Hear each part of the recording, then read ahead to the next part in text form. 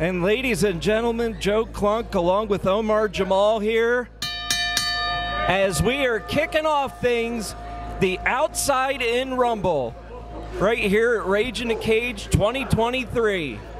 That's right, Joe. And it's great to be back here at Rage in the Cage. If you might recall, last year at Rage in the Cage 2022 was my broadcast debut for EWA Maryland Wrestling, so great to be back. Also great to be back with this very familiar match to all of us here as these 6 competitors are just duking it out right now. Yeah, I mean, it was familiar to you. You called that match solo, right? Yeah, somehow. Ring announcer Studwell was not the only one to get himself involved in last year's Outside In Rumble. I recall a certain broadcast colleague of mine who was ran into the ring. I don't know what you're talking about. I blacked out for 3 minutes. We'll get to that in a second. I came to, you were announcing. It's weird. It looks like, by my count, the competitors here are Shane Banner, Dragonheart Jim Finley, Slash Gallagher, David Moses, the Demolition Man, Ezra Logan, and Beefcake. Well, Slash Gallagher's not out there. Okay. He's traveling in another dimension somewhere. But, I see Dragonheart Jim Finley, and I believe that's David Moses over there. Yes. Them two battling it out. David Moses, new to the EWA. This is his debut here. What an auspicious debut to be in this Rumble. Oh wait, no, David Moses is over there. Yes, he is. Because he has Moses on his singlet. So that, by process of elimination, would make it Ezra Logan battling it out with Dragonheart Jim Finley over there. I am so well prepared. And a lot of action to keep up with. Oh yes. Beefcake, who is the world's biggest Louise Belcher cosplay enthusiast, is over there throttling somebody. I was guessing as Shane Banner, because I can't see him anywhere. He's being picked up now by Demolition Man David Moses. Speaking of resemblances, Shane Banner bears a striking resemblance to a crooked referee. Yeah. From some previous EWA events. Yeah, a lot of people don't know this. The Pain Factory, a lot of people, they look the same. Yeah. We have a lot of trainees that look the same, and it's weird. It's one of those things that I guess as a training school you just happen upon. Yeah. Well, a lot of twins. Joe, as you can see right now, they're not just pounding each other outside the ring, but also using the cage as a weapon, which we're going to see a lot tonight with the action here. Grinding his face against the cage right now. Might get one of those horns stuck in there, and then it's going to be curtains for Beefcake. And Moses and Finley, who are no strangers to each other, they are having a good old-fashioned forearm duel. Yeah. And just trading shots here. Shane Banner interjects with that full Nelson, and now we've got some double team action happening. Oh, and double full Nelson. Yeah. For a momentary glance there, and Shane Banner now doing the 40-yard dash around the ring, and the thing is that you can't just dive in the ring and escape these people. There's a 12-foot cage in front of you. There is. Now there is an open door for the cage right there, but good luck getting through that with all these competitors kind of in your way. Yeah. Yeah. It's the whole deal is that you are scraping and clawing your way into that ring to get to that ring bell. I mentioned the cage door. He just used that on him, on his face there. Look who's sneaking in. He's gonna kind of make his way in. The fly in the ointment, Shane Banner, and now he's evading Dragonheart Jim Finley's stance to get in there, and Moses, he's picking a forearm duel with Beefcake. Yeah, so given the number of combatants in this match, there's going to be some double teams, some teaming up, some brief alliances, but really the point of this all is to get inside and ring that bell. That's what's at stake here. So any alliance is going to go out the window as soon as you get closer and closer inside that cage. Yeah, and you know, people probably wondering if they haven't seen past outside in rumbles, what's the point of this whole thing? Well, you know, there are opportunities to be gained from winning this particular match. You look at Jason Andrews, past winner. You know, he punched his ticket into the Sweet 16 that particular year. He's current one half of the EWA Tag Team Champions. Oh, yeah. Zion Hart, he punched his ticket into Sweet 16 last year and made his way to the finals as Beefcake was almost put through the cage. Yeah, so for EWA Wrestling, the Outside In Rumble is a great stepping stone for moving up in the card. You're pretty much cementing yourself as a future main eventer if you make it on the top of this Rumble. Yeah, I mean, this is the pre-show. This is the appetizer portion of the match. So yeah, you win this one. You know, you get more main cards, you get more main card matches, and possibly more title opportunities as time goes on. Oh. And Dragonheart just force-fed Shane Banner a super kick. And yeah, too much action to really call all at one time. Yeah.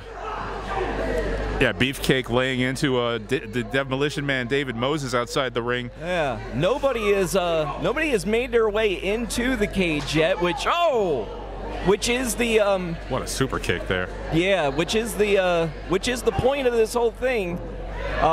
Get in there, ring the bell, and Beefcake, as soon as I say that, is lumbering his large frame into the cage. Yeah.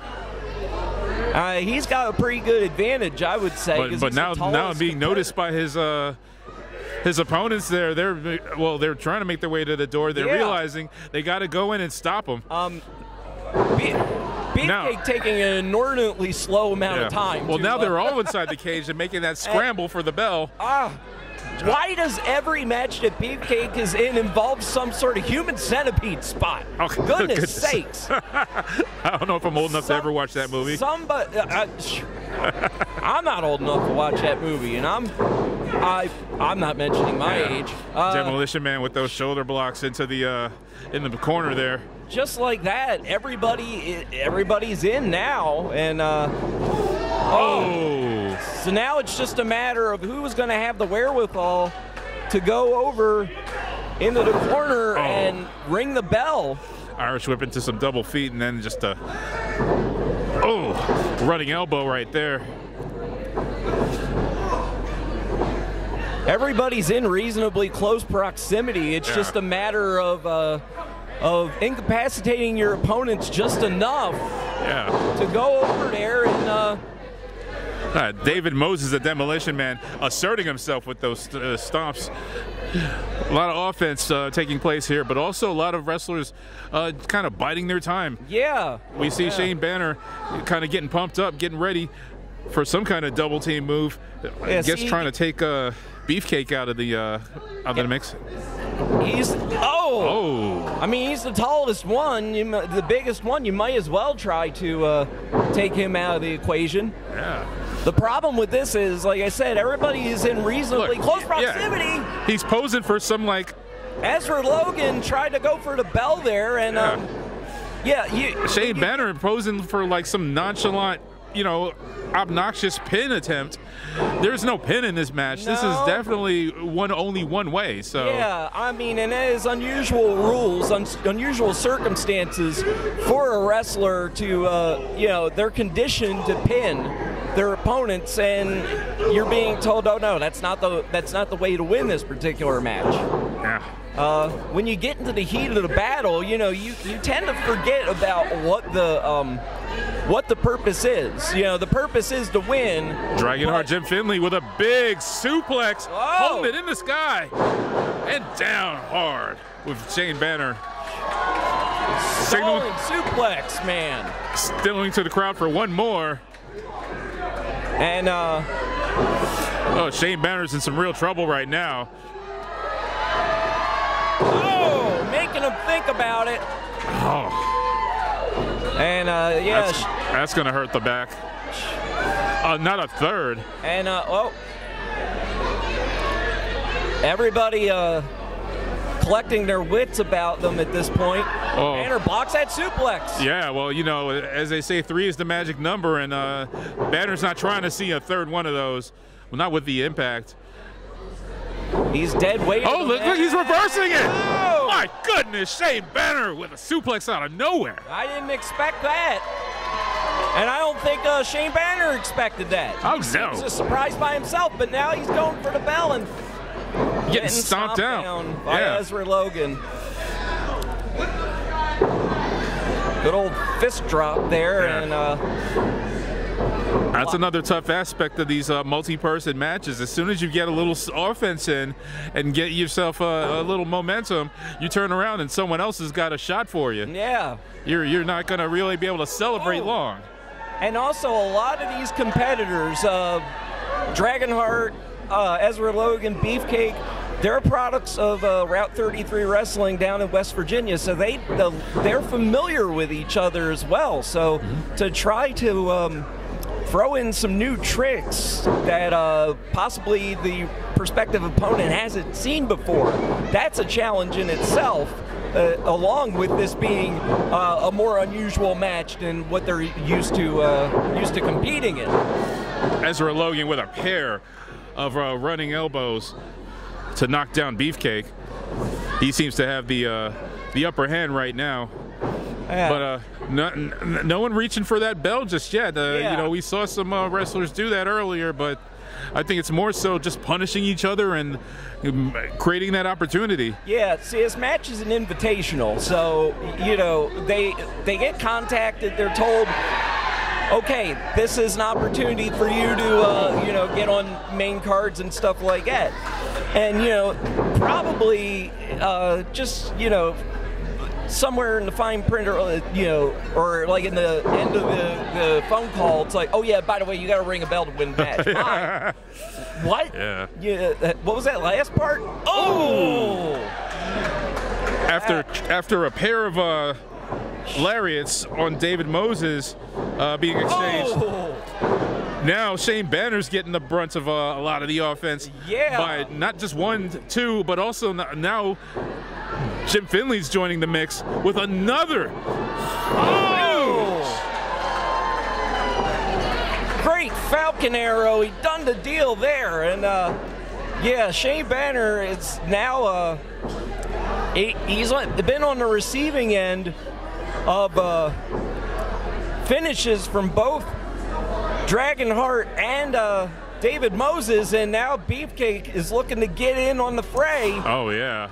And, the massive Beefcake with that hand. You know what that's going to be? Whoa, choke slam. That was a rough landing. Oh yeah. I mean, he did not go up quietly for that one. Oh, big boot. 8 right there by Ezra Logan, who's outside, but he's somewhat near that bell. If he could just shimmy over. Trading shoulder blocks now. You know, Beefcake and if you straddle the bottom rope and you spear. You climb, you know, you sort of scale the bottom ropes. Not that I would know anything about doing that. I think you got quite a bit of experience. We can always roll the footage, or if you're watching on EWA video or on YouTube, you can always see more. Just pull up Rage in the Cage 2022 to find out how that went down. I don't know what you're talking about there. What? By the way, where's that fellow that was managing a bunch of the wrestlers last year? What's his name? My goodness! Big scoop slam. Oh, wait a minute! But look who's in the corner there! Are you kidding? Shane Banner! Whoa! Jim Finley had him up for the big slam. Oh, he rang the bell. Jim Finley had Beefcake up for the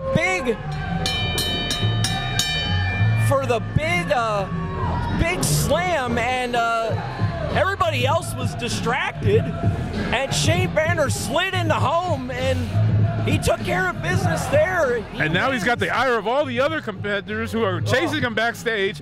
That's going to be a heck of a A run home. Yeah. But Shane Banner establishing himself as the winner. Ooh.